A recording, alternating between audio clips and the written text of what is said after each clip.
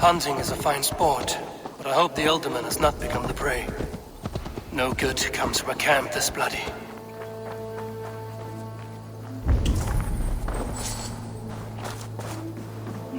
They were caught off guard as they supped.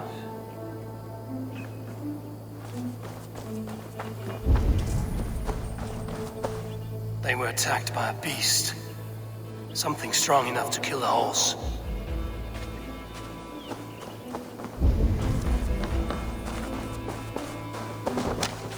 The remains of the hunting party.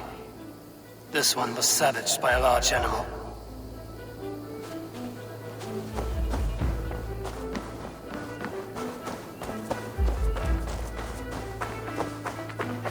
Some large prey left these tracks in the grass. The hunters were prey to a large beast or two. I can only hope that Björsten still lives.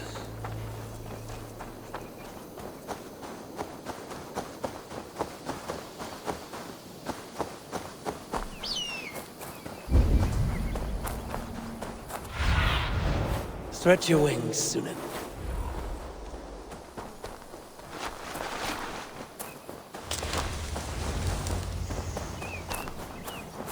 Björsten?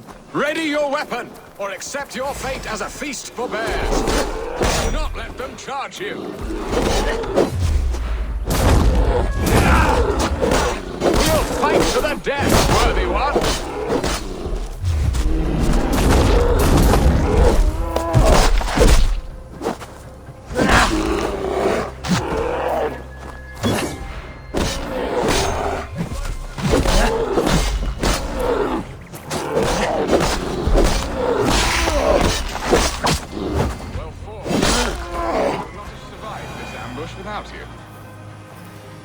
You have my gratitude to stumble upon me in my moment of greatest peril. Perhaps you were God-sent. I'm Estrid sent. Your wife and the Thanes of Essex both want your balls on a blacksmith's anvil. When do they not? You could return and report that the savage claw took me. Poor Björsten, his exit pursued by a bear. And make the beast Lord of Essex in your stead. No doubt my Estrid would prefer his velvet paws to my calloused hands. So, who are you?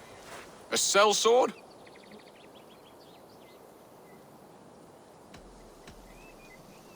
You speak ill of your wife. Has your love faded, or were you ill-matched? As family, we are as close as Cain and Abel. She is a willful woman, and I am a bad husband. You know me, it seems. Only by reputation. A deliciously teasing sentiment. I am Eivor of the Raven clan. You hinted at an alliance for the loan of my unique talents. Blood, yes. Let us return to Colchester at once, and we'll speak more of the delicate matter on my mind. I'm glad you answered my summons. I did not expect such a skilled fighter. It's good I came when I did. We lost many men on this hunt. Good men, all. They will have the proper rights, and their families will be cared for. Your people sacrificed much for your sport. They did. There is no balm for my tortured heart. Why did you ask me here? Do you believe in true love, Eivor? I have loved. But have you truly? Has a longing burned in your breast, a sweet, lingering pain, paralyzing you with its sting? There's pain enough in battle. I do not seek it out in love. I long for it. The thrill of a fight softly won. My wife Estrid lacks fire. She is a fish out of water, cold and dead. She showed great passion when I met her, keeping our Thanes in check. Oh, they love her, it is true. Some with too much devotion. And I have not been a good and attentive husband. I have always been a plucked goose in matters of love. And a piss-poor ruler to boot.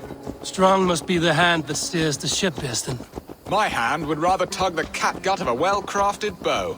My eyes narrowing at the sight of prey. Aye, a crown sits heavy on the head. Then let us run wild and free in the woods as the wolves do. Live on our wits, prowl and stalk and feast. You have a romantic way about you, Björsten. Do not fret. My guards will not worry you when we are together. You mismark me if you think I'm capable of worry. Have you built your city in the ruins of another? No, these builders are lost to the annals of time. Far advanced of the Saxon hovels of Wattle and Daub, I have ambition to build a great palace myself, with mosaics and balmy courtyards. What stops you? That which stops all but the most creative minds. Coin, imagination, talent. And your people? Is Essex happy? That is a question I never really ponder.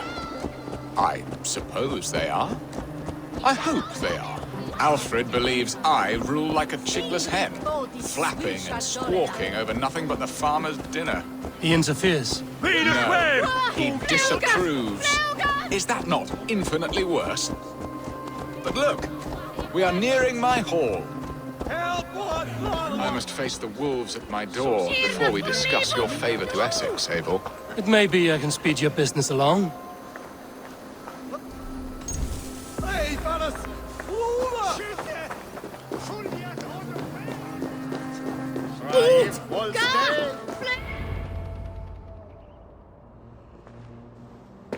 Ready to help me fend off the spears of their displeasure? Let them speak their woes. I'll advise you if I can. Who is this owl, Bearston, that twitters in your ear? An advisor, nothing more. Here to help Essex navigate her brewing storms. Now, my dear brethren, Adrid, perhaps you will start us off. What troubles you? You're a disgrace, Beerstan. Couldn't get a sow pissed in an alehouse. Alfred's men are crawling all over Essex. King Alfred, yes. Though it is within his right, the constant presence of his men is certainly an issue. Are they men or babes? If Alfred meddles in the affairs of Essex, send his men home in shrouds. Ah, we should challenge his right to rule. Was not Essex once a thriving kingdom of its own? We should fight, yes, fight! And you, Wyatt, what do you say? Your preparations for the Lammas festival. How can you think of spending so much coin when your people are starving?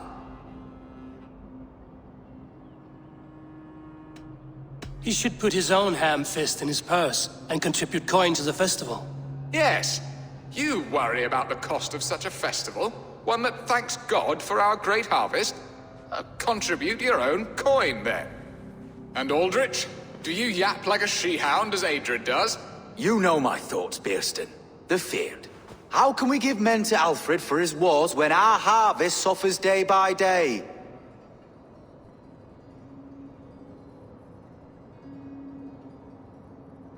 Refuse to send your men. Let Alfred's people die for his hopeless cause against the Norse. Then we refuse. Refuse our king? Has madness taken your wits, Bearston? There. Have I not answered all your questions? You are a stain on this shire, Bearstan. Useless. Useless. That's right. Yet still you haunt my hall. Be gone. I haven't time for your squabbling.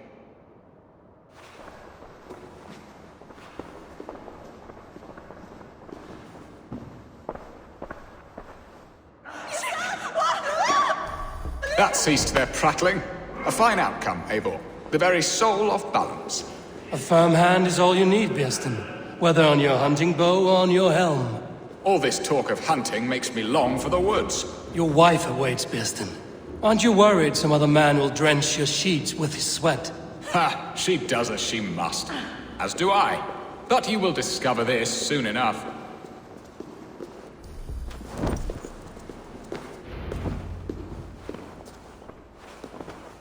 You have done the impossible, Dane.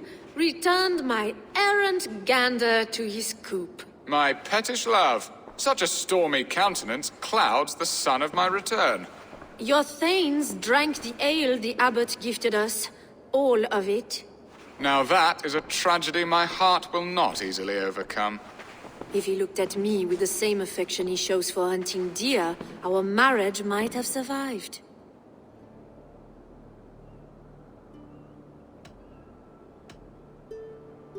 Essex seems at odds with itself. Have you called me here to fix the many problems I've already seen today?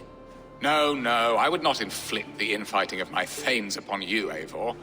Our matters are more delicate. And of a more personal bent, requiring a finesse and discretion that these Saxons often lack. So, what do you need of me? Our affairs are more of heart than of state, Eivor. What little passion there was between us faded into bickering long ago. We would have our freedom, Eivor. I from my wife, and my wife from Essex. I'm too sharp a weapon for so soft a task. Why not part and be done with it? Oh, were I a Dane, and divorce as simple as a slit throat. But it's not so easy as that.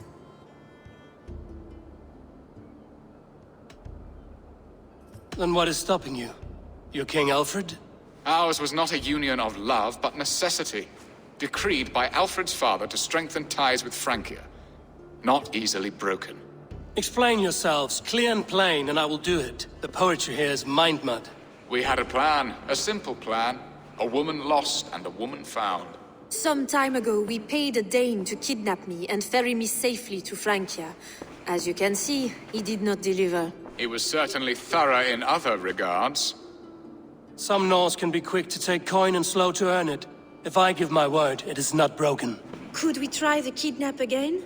Much of the planning is done. It would only take a more trustworthy overseer. It should be a bold venture if we do. Loud and brash and seen by all. During our Llamas festival, merry peasants and guards with wandering eyes. Your return to Francia would need a swift ship, with a captain ready to leave England. We could ask him. I would have thought his steed and seamen spent. Come find me in the market, Eivor. Our unwelcome guests require food and ale to soften their anger. My wife is a gracious and attentive host, Eivor. The only thing that keeps my braying thanes at bay. And the woman found? A darling Maybud, Ulvida, my childhood sweetheart. I left her 20 years ago in Malden to marry my prickled pear. 20 years. Can an ember so cold be reignited? We can hope. You must fan the flame. Find her, bring her to my lakeside cottage, and light a bonfire there. I will know to come. I believe she lived in the last house in Malden. A small, sweet place where fond memories were made. I will do as you both ask, and ask Freya for success in this love game. Good luck in your endeavors, Eivor. I pray you find my Alvida with a fair face and a yearning heart. Now, should I look for Alvida first, or meet with Estrid at the marketplace?